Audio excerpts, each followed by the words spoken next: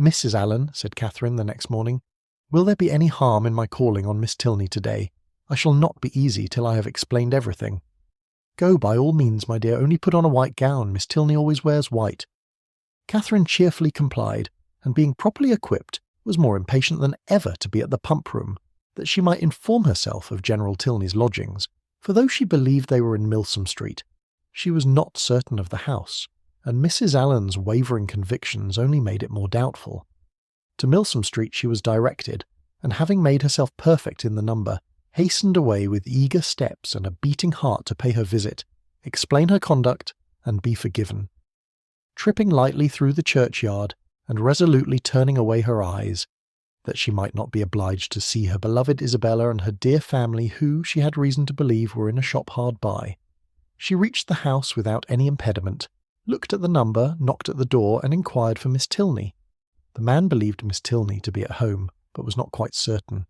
Would she be pleased to send up her name? She gave her card.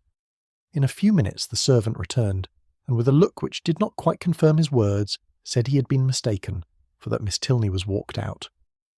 Catherine, with a blush of mortification, left the house. She felt almost persuaded that Miss Tilney was at home, and too much offended to admit her, and as she retired down the street, could not withhold one glance at the drawing-room windows in expectation of seeing her there, but no one appeared at them. At the bottom of the street, however, she looked back again, and then, not at a window, but issuing from the door, she saw Miss Tilney herself. She was followed by a gentleman, whom Catherine believed to be her father, and they turned up towards Edgar's buildings. Catherine, in deep mortification, proceeded on her way. She could almost be angry herself at such angry incivility, but she checked the resentful sensation. She remembered her own ignorance. She knew not how such an offence as hers might be classed by the laws of worldly politeness, to what a degree of unforgivingness it might with propriety lead, nor to what rigours of rudeness in return it might justly make her amenable. Dejected and humbled, she had even some thoughts of not going with the others to the theatre that night. But it must be confessed that they were not of long continuance, for she soon recollected, in the first place, that she was without any excuse for staying at home, and in the second, that it was a play she wanted very much to see. To the theatre accordingly they all went. No Tilneys appeared to plague or please her. She feared that amongst the many perfections of the family, a fondness for plays was not to be ranked. But perhaps it was because they were habituated to the finer performances of the London stage, which she knew on Isabella's authority rendered everything else of the kind quite horrid. She was not deceived in her own expectation of pleasure. The comedy so well suspended her care that no one, observing her during the first 4 acts, would have supposed she had any wretchedness about her. On the beginning of the 5th, however, the sudden view of Mr. Henry Tilney and his father, joining a party in the opposite box, recalled her to anxiety and distress. The stage could no longer excite genuine merriment, no longer keep her whole attention. Every other look upon an average was directed towards the opposite box, and for the space of 2 entire scenes did she thus watch Henry Tilney, without being once able to catch his eye. No longer could he be suspected of indifference for a play. His notice was never withdrawn from the stage during 2 whole scenes. At length, however, he did look towards her, and he bowed, but such a bow! No smile, no continued observance attended it. His eyes were immediately returned to their former direction. Catherine was restlessly miserable. She could almost have run round to the box in which he sat and forced him to hear her explanation. Feelings rather natural than heroic possessed her. Instead of considering her own dignity injured by this ready condemnation, instead of proudly resolving in conscious innocence to show her resentment towards him who could harbour a doubt of it, to leave to him all the trouble of seeking an explanation, and to enlighten him on the past only by avoiding his sight or flirting with somebody else, she took to herself all the shame of misconduct, or at least of its appearance, and was only eager for an opportunity of explaining its cause. The play concluded, the curtain fell, Henry Tilney was no longer to be seen where he had hitherto sat, but his father remained, and perhaps he might be now coming round to their box. She was right. In a few minutes he appeared, and making his way through the then thinning rows, spoke with like calm politeness to Mrs. Allen and her friend.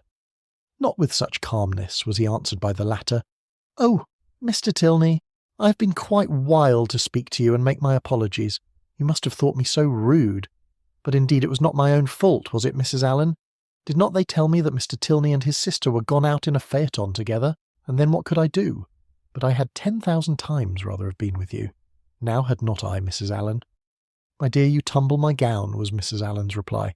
Her assurance, however, standing sole as it did, was not thrown away. It brought a more cordial, more natural smile into his countenance, and he replied in a tone which retained only a little affected reserve. "We were much obliged to you, at any rate, for wishing us a pleasant walk after our passing you in Argyle Street. You were so kind as to look back on purpose." "But indeed I did not wish you a pleasant walk. I never thought of such a thing, but I begged Mr. Thorpe so earnestly to stop. I called out to him as soon as ever I saw you. Now, Mrs. Allen did not—" "Oh, you were not there, but indeed I did, and if Mr. Thorpe would only have stopped, I would have jumped out and run after you." Is there a Henry in the world who could be insensible to such a declaration? Henry Tilney at least was not. With a yet sweeter smile he said everything that need be said of his sister's concern, regret, and dependence on Catherine's honour. "Oh, do not say Miss Tilney was not angry," cried Catherine, "because I know she was, for she would not see me this morning when I called. I saw her walk out of the house the next minute after my leaving it. I was hurt, but I was not affronted. Perhaps you did not know I had been there. I was not within at the time, but I heard of it from Eleanor, and she's been wishing ever since to see you, to explain the reason of such incivility, but perhaps I can do it as well. It was nothing more than that my father, they were just preparing to walk out, and he being hurried for time and not caring to have it put off, made a point of her being denied. That was all, I do assure you. She was very much vexed, and meant to make her apology as soon as possible." Catherine's mind was greatly eased by this information, yet a something of solicitude remained, from which sprang the following question, thoroughly artless in itself, though rather distressing to the gentleman. "But, Mr. Tilney, why were you less generous than your sister? If she felt such confidence in my good intentions, and could suppose it to be only a mistake, why should you be so ready to take offence?" "Me, I take offence." "Nay, I'm sure by your look. When you came into the box you were angry." "I angry? I could have no right." "Well, nobody would have thought you had no right who saw your face." He replied by asking her to make room for him, and talking of the play. He remained with them some time, and was only too agreeable for Catherine to be contented when he went away. Before they parted, however, it was agreed that the projected walk should be taken as soon as possible, and setting aside the misery of his quitting their box, she was, upon the whole, left one of the happiest creatures in the world. While talking to each other, she had observed with some surprise that John Thorpe, who was never in the same part of the house for 10 minutes together, was engaged in conversation with General Tilney, and she felt something more than surprise when she thought she could perceive herself the object of their attention and discourse. What could they have to say of her? She feared General Tilney did not like her appearance. She found it was implied in his preventing her admittance to his daughter, rather than postpone his own walk a few minutes. "How came Mr. Thorpe to know your father?" was her anxious inquiry, as she pointed them out to her companion. He knew nothing about it, but his father, like every military man, had a very large acquaintance. When the entertainment was over, Thorpe came to assist them in getting out. Catherine was the immediate object of his gallantry, and while they waited in the lobby for a chair, he prevented the inquiry which had travelled from her heart almost to the tip of her tongue, by asking, in a consequential manner, whether she had seen him talking with General Tilney. "He is a fine old fellow, upon my soul, stout, active, looks as young as his son. I have a great regard for him, I assure you, a gentleman-like, good sort of fellow as ever lived." "But how came you to know him?" "Know him? There are few people much about town that I do not know. I have met him forever at the Bedford, and I knew his face again today the moment he came into the billiard-room. One of the best players we have, by the by, and we had a little touch together, though I was almost afraid of him at first.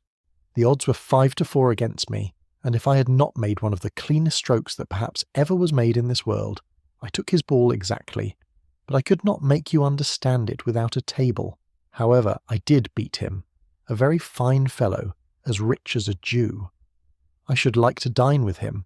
I dare say he gives famous dinners, but what do you think we have been talking of? You? Yes, by heavens, and the General thinks you the finest girl in Bath. Oh, nonsense. How can you say so? And what do you think I said, lowering his voice? Well done, General, said I. I'm quite of your mind.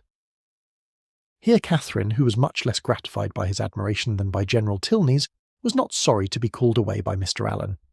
Thorpe, however, would see her to her chair, and till she entered it, continued the same kind of delicate flattery, in spite of her entreating him to have done.